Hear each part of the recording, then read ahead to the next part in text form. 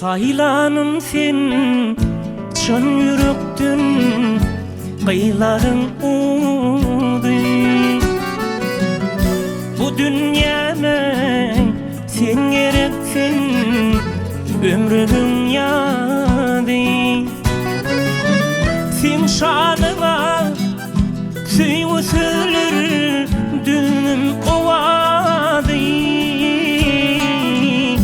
Kabul eyle tuygununla söylerimlene.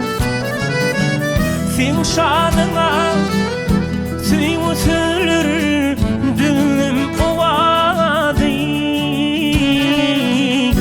Kabul eyle tuygununla söylerimlene. Eğer vasfın söylediysen sana şahir men. Söylüyorun kıyladıysen aşık tahir men. Süyçüğüm sen, gelçeğim sen, ömrüm ahir men.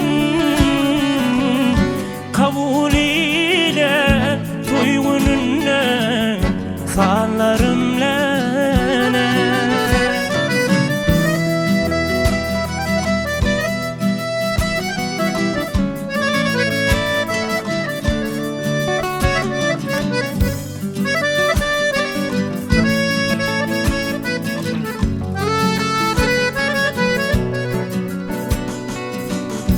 Durmuşumda sen bolunsun bağıtımın payı. Günlü günün gecelerine asmanın ayı.